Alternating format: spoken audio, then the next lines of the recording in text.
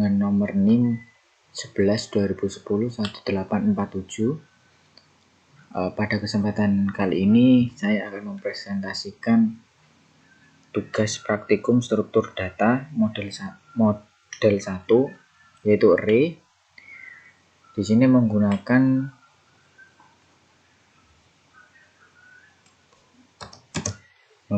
aplikasi Visual Studio yang sudah tertera di layar. Pertama-tama di sini saya langsung saja untuk di bagian body saya menggunakan judul praktikum 1. Nanti di sini juga ada variabel, saya menggunakan nama variabel, nama, NIM, jumlah dan sebagainya.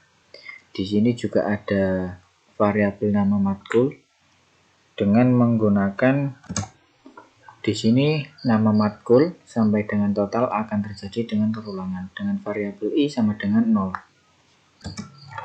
Untuk selanjutnya di sini ada function tambah biodata. Di sini adalah biodatanya nanti yang akan dimasukkan, ada nama, NIM, semester dan tahun. Ini adalah data mahasiswanya. Untuk selanjutnya di sini ada function tambah matkul, yaitu mengenai nama matkul, SKS, predikat.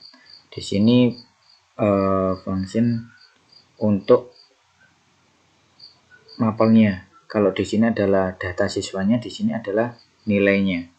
Di sini juga terdapat if dengan predikat A yang akan mendapatkan nilai 4. Dan jika tidak 4, ini ada else if, yaitu dengan nilai AB dengan nilai 3,5 dan seterusnya, ada nilai C dan sampai dengan nilai 0.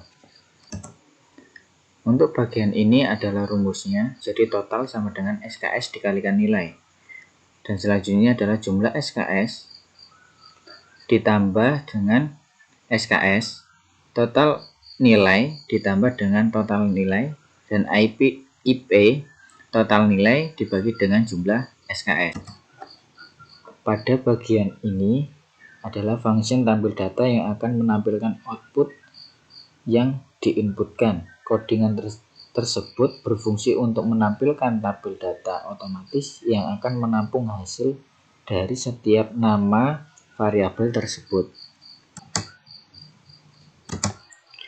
Pada bagian ini merupakan kondisi perulangan yang akan terjadi pada tabel nilai atau mata kuliah yang terdiri dari nama, SKS, predikat, dan totalnya nanti.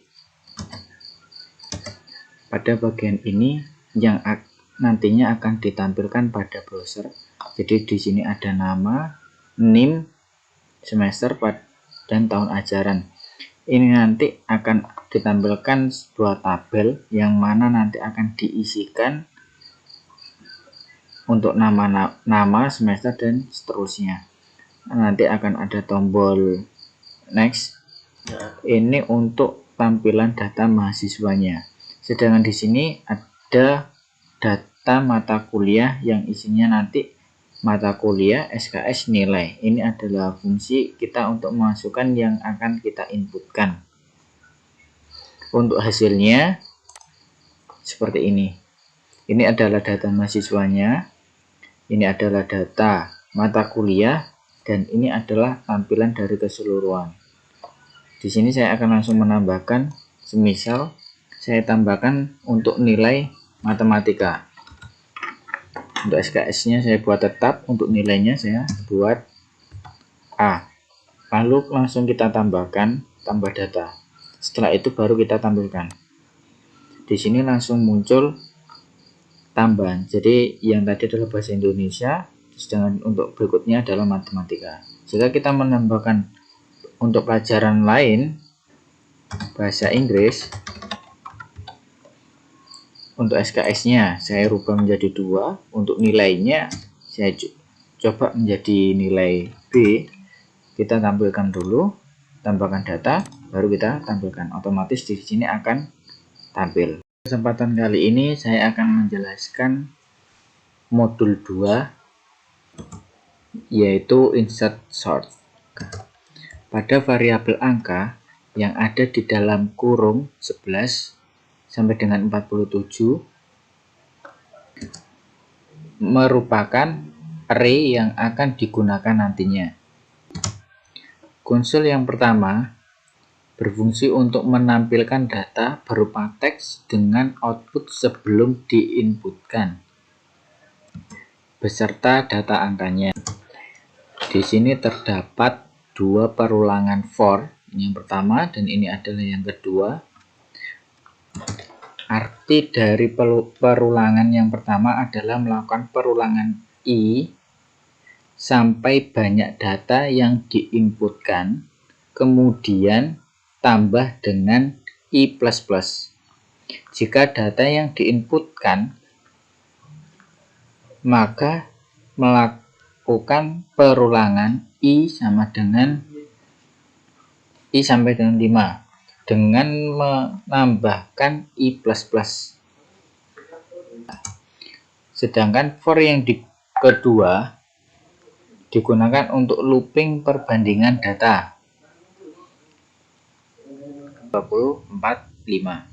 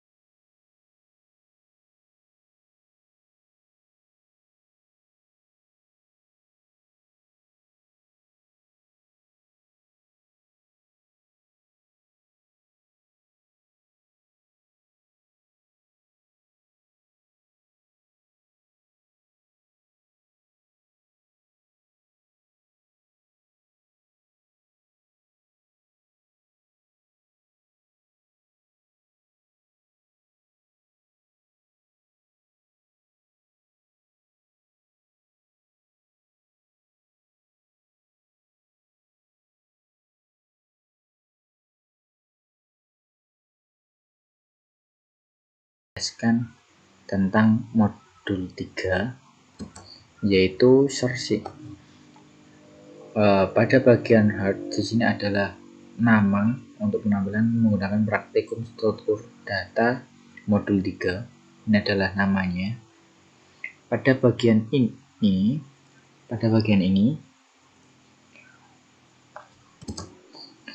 memiliki fungsi untuk menginputkan serta menampilkan data awal,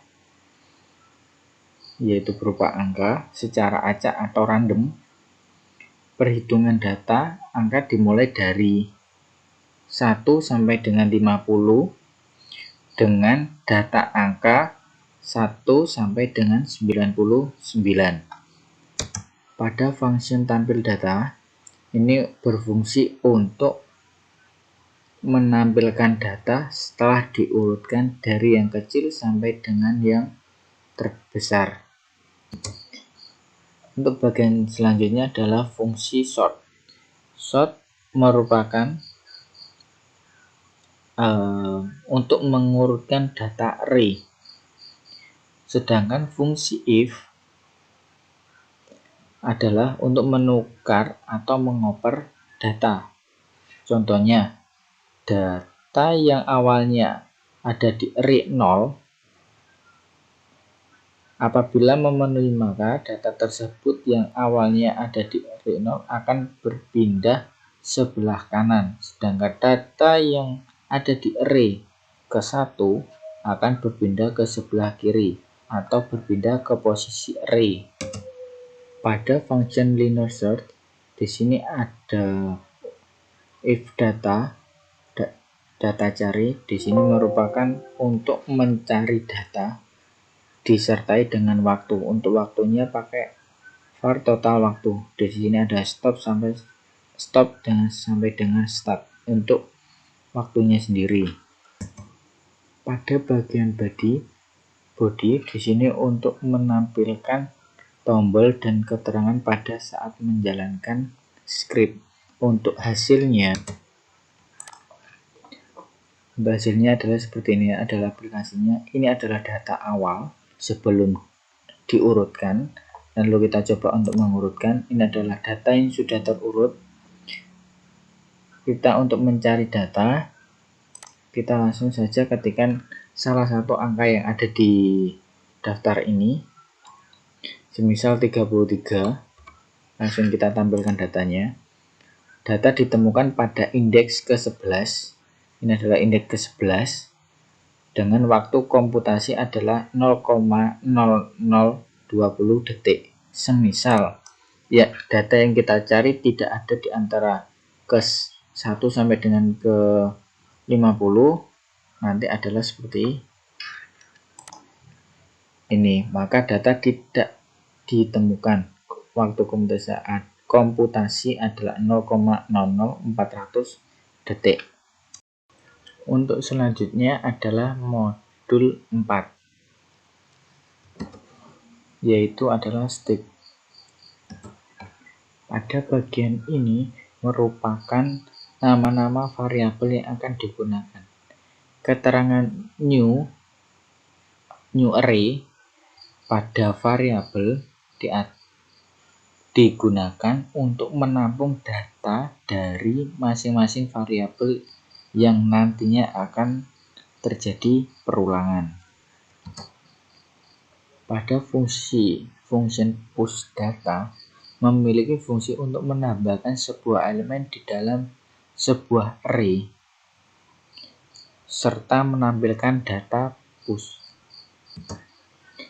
Pada bagian pop data berfungsi untuk menghapus elemen terakhir pada sebuah array.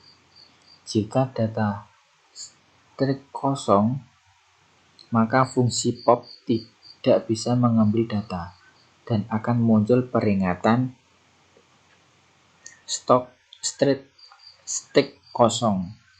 Tetapi jika data string masih ada, maka akan muncul data pop dari data tersebut.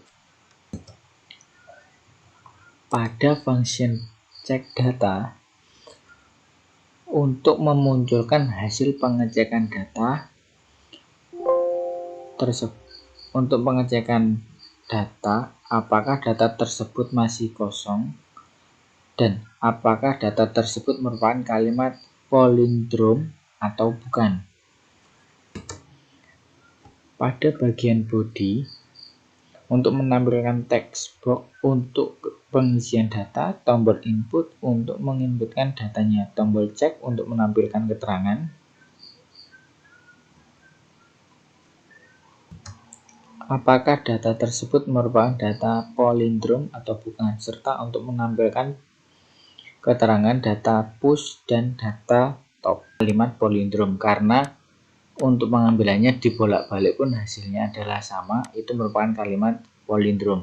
Jika saya menginputkan data yang berbeda,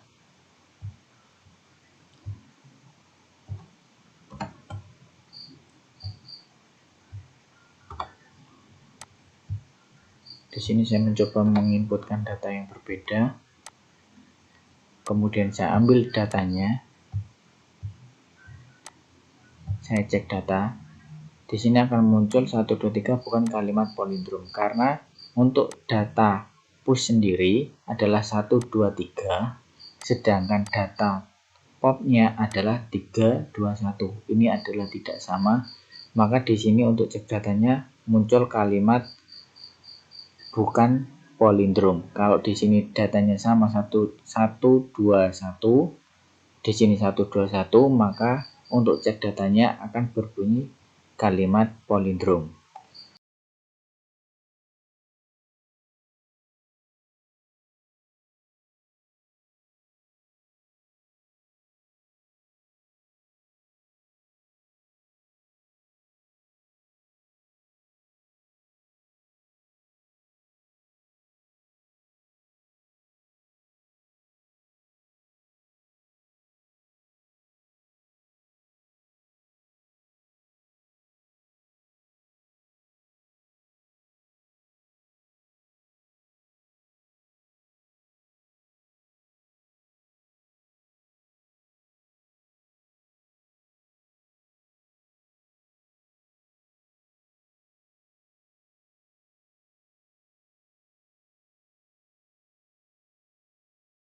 Untuk selanjutnya saya akan menjelaskan modul 5 yaitu Queen.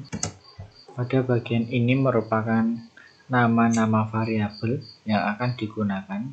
Keterangan new array pada variabel digunakan untuk menampung data dari masing-masing variabel yang nantinya akan terjadi perulangan. Pada fungsi EQ, fungsi NQW berfungsi untuk menambahkan data ke dalam antrian di mana data yang ditambahkan itu bersifat acak atau random dan pemasukan angkanya dimulai dari angka 1 sampai dengan 19. Pada fungsi data Q berfungsi untuk mengeluarkan data dari antrian. Jika data yang diinputkan telah habis, maka akan muncul peringatan QW sudah habis. Jika masih terdapat data yang masih bisa diambil, maka data yang sudah diambil tersebut akan digolongkan menjadi hasil genap dan ganjil. Jika if adalah genap, else nantinya akan beralih ke ganjil. Pada fungsi tampilkan EQ untuk menampilkan data EQ yang bersifat acak atau random ke dalam text box.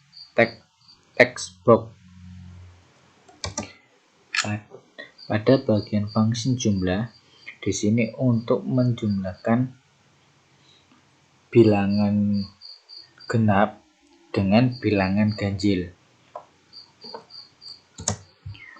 Pada bagian body seperti biasa, ini adalah tampilan yang nantinya berfungsi untuk menampilkan data semuanya, textbox maupun tombol ambil data dan tombol penjumlahan, serta untuk memberikan keterangan terhadap bilangan genap maupun bilangan ganjil. Ini adalah perintah untuk menampilkan fungsi, untuk menampilkan hasil script yang ada di atas, mulai dari atas sampai dengan bawah. Nanti hasilnya menggunakan perintah di dalam body. Ini adalah seperti ini. Ini adalah hasilnya. Coba kita laksanakan, yaitu masukkan data random. Ini adalah data secara random. Acak, kita ambil data. 19 adalah data ganjil, dan seterusnya. Ini data pilnya sudah habis. Kalau sudah habis akan muncul perintah seperti ini. Di sini ada tergolong genap sama ganjil. Genap ada 6, 14 sampai dengan 8, sedangkan ganjil 19 sampai dengan 3. Di sini saya akan mencoba untuk menjumlahkan. Jumlahnya adalah seperti ini hasilnya. Ini diperoleh dari 6 ditambah dengan 19 adalah 25, 14 ditambah 7 adalah 21, dan seterusnya. Di sini ada sampai dengan ini. Jika di bawahnya atau di atasnya tidak ada angka, maka otomatis akan turun. Di sini yang tidak ada pasangannya adalah 6 dengan 8. Jadi di sini langsung otomatis turun di sini. Karena di sini adalah nilai kosong, ataupun sebaliknya.